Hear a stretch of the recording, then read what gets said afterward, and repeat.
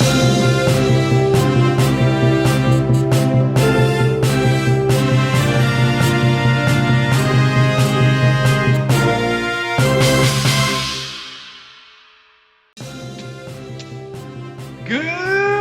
morning, good afternoon, good evening, public safety world. Welcome to PSN Now, news of the week on PSN at Home. I'm Jason Karp, Esquire, here with my good friend Tarclay Juno Kennedy, otherwise known as TJ. TJ, how you doing? I'm doing great, Jason. Outstanding. So we're here for another episode of News of the Week. As always, a lot going on. We're going to jump right into it. COVID update. As many of you know, I think just about every state has now started to relieve the restrictions on and stay-at-home orders, and businesses are starting to open. I know here in Virginia that started last week, and in Northern Virginia, where I'm at, we start opening tomorrow. So a lot of trepidation about that. Good news is we've seen a real uptick in free testing here locally in Loudoun. We had a free testing event about a week ago. We've got another one next week. Anybody can come and get testing. This is the way it should be. This is, I'm sure this is not the way it is all over the country, but I hope it's a trend as tests become more readily available. And as we reopen the economy, this is what's going to help us to understand, what the risks are. But the negative side of that is we are hearing that now some of the less urban, more rural areas are now starting to be more affected, and we're actually seeing an increase in cases in those areas. And in some cases, I read an article yesterday that the Georgias, the Floridas, Texas are now also starting to see an uptick. There's a question about whether that is related to the fact that there is more testing, and so we're just seeing more positives, or if some of these loosening of restrictions is again kind of starting up a second wave of the virus. So interesting times. I think we're at a bit of a turning point, and really important for first responders, for public safety, and for the public at large to continue to act responsibly, follow guidance. Here in Virginia, there is a requirement to wear masks out in public places. I know in other cases there aren't requirements, but it still continues to be a recommendation. So that's kind of where we are on COVID. TJ, I know that there's some great things going on, and some folks have stepped up now also to help protect first responders as they're going to get out there and have to deal with these fewer restrictions. So what's going on there? So first off, there's been a huge push by all the public safety associations for the appropriate PPE to be in the hands of all first responders. And we've seen a big increase in that, not to the level it needs to be, but definitely a solid improvement when it comes to masks, and it comes to gloves, and it comes to gowns and other personal protective equipment.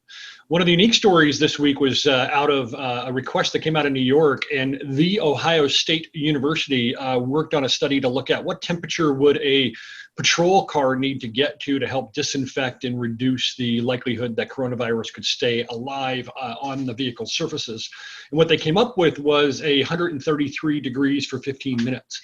And from that, they worked with the Ford Motor Company. Article coming out of the Detroit Free Press today highlighted the fact that they now have created software so that when officers exit the car, like at a shift change or after they've had somebody in the car, they can go ahead and turn on a button that would allow the car to heat up to 133 degrees for 15 minutes and help disinfect the vehicle, in addition to good disinfecting other techniques and so forth. So very good to see our motor companies here in the US and hopefully abroad that will look at options like this to help disinfect vehicles, to help keep our first responders safe. So terrific story. No, that's awesome. And of course, all of this is changing how we, the grand we, do business in public safety, and particularly first responders. So, we also know that leaving your cell phone out in the sun for any given period of time, affects the battery. And so if police cars are going to be utilizing this technology, also the technology that goes into these vehicles now is either going to have to become more heat proof, or there's going to have to be processes in order to make sure that they're protecting the technology. So after they've disinfected the vehicle, everything works as it's supposed to. Absolutely. So really cool. Yeah, and again, another aspect of how unique this is, especially for the first responder community here in Arlington. And it's, we just had both Fire Chief and Police Chief Farr and Fire Chief Pavlis from Arlington on PSN at Home. The 911 dispatch center there actually just had to do an emergency evacuation, because there was a COVID scare. Someone showed symptoms. The good news out of all of this is they had to evacuate, but there are redundant systems and they had a backup facility and they were able to move everyone to the backup facility seamlessly. There were no calls missed. There was no concern or risk to anything from a dispatch perspective. But it does create a new wrinkle now in terms of how to manage disaster recovery plans and contingency planning, because if someone exhibits symptoms, because it's so easy for the virus to spread, we need to have backup plans that then are going to work. And one of the notes of this article was the backup facility was much smaller. So while everything worked great, they had to even be more vigilant in bringing people into a smaller space, because of risk of the virus. So really interesting times, and going to change, I think, some of the standard operating procedures that all first responders are going to have to follow. Well, the key is having good continuity of operations, procedures that are in place and practiced before you need them. Arlington obviously had done this. It's also important to look at solutions that are cloud-based and give you more flexibility to move your teams around, whether it's in a dispatch center or otherwise, and allow those operations to continue seamlessly. And I think we're seeing more and more of that. I've seen a huge change in the reluctance to get away from on-premise equipment and leverage, call routing and call handling and computer-aided dispatch in the cloud and in multiple locations. And I think we're going to see a big surge in that in 2020. Spot on. Absolutely. That is the new normal. We knew it was going there, but now it's really accelerating, really critical. In other news, last week we talked about the LA fire at the vaping factory, terrible tragedy, 12 firefighters injured and hospitalized. I think just about everyone's been released, but one fire captain we really wanted to highlight is remaining in the hospital, and because of the burns to his hands, he's lost use of both hands. It's Captain Victor Aguirre of the LAFD, and remains hospitalized. And according to members of the fire department, and I just have to quote this, he was the last one off the roof. He made sure all of his firefighters were down before he exited the roof. And he's got a long road ahead of him, obviously, in terms of multiple surgeries and getting back to some sense of normalcy.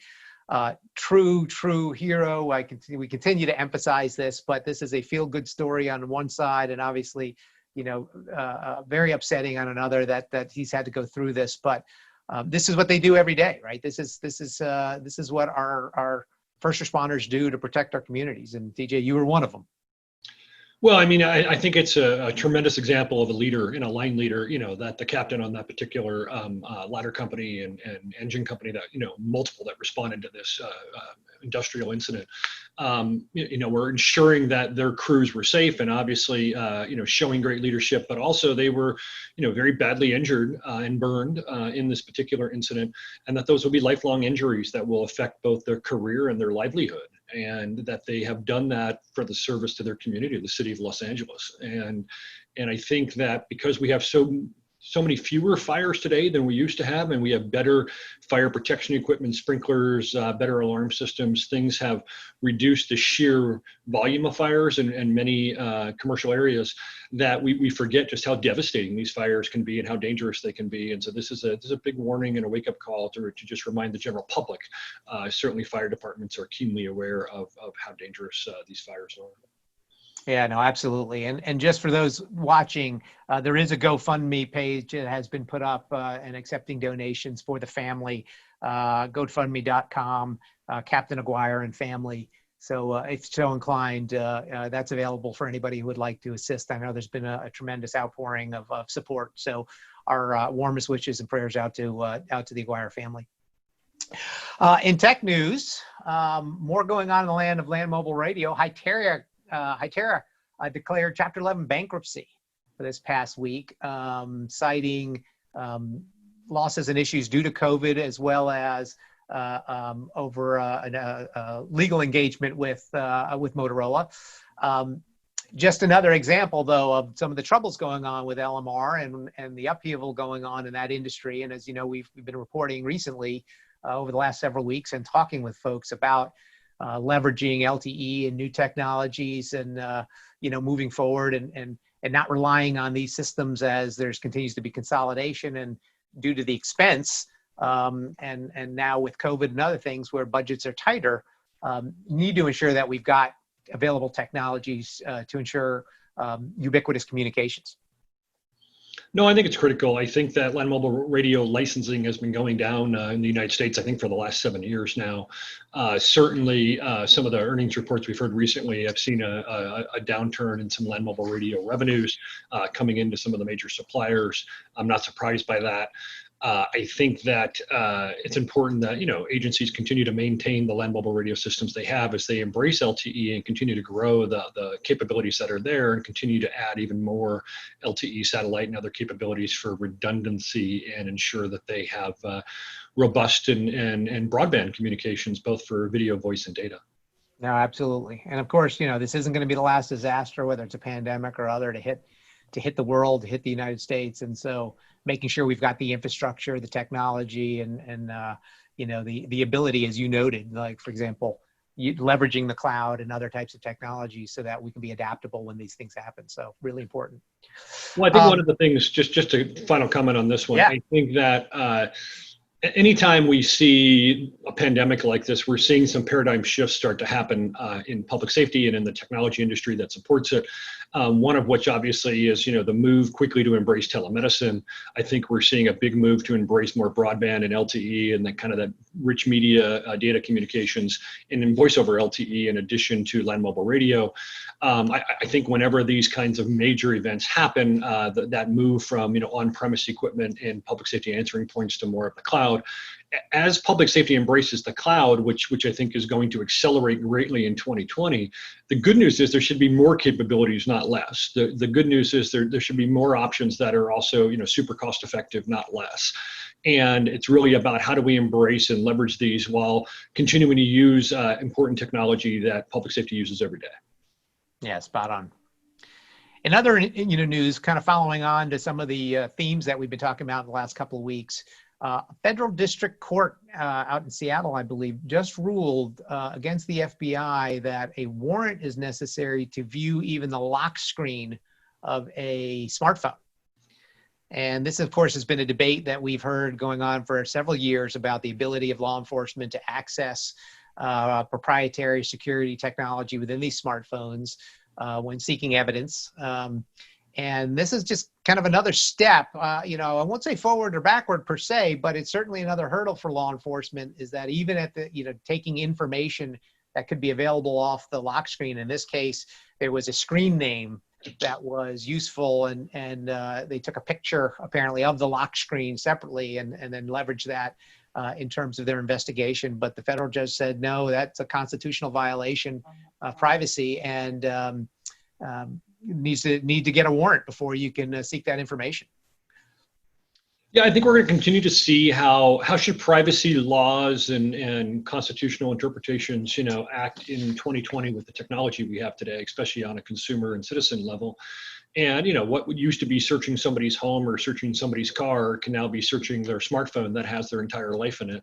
And I think these are important considerations. And I think that often, as a lawyer, that the case law and especially the legislative dockets are not usually ahead of the technology curve. So, how does this line up in a modern 2020 world where people have an expectation of privacy? And these are important constitutional rights. And at the same point, we want to support law enforcement doing thorough investigations and to do their job. And so it's an important balance, important legal balance in our system. And I think we need to err on the side of protecting the constitutional rights, but also, encouraging and supporting modern law enforcement using the tools that are legally available to them. Yeah, you're spot on. I mean, from a legal regulatory standpoint, the regulatory framework, not only is it behind, it's usually way behind.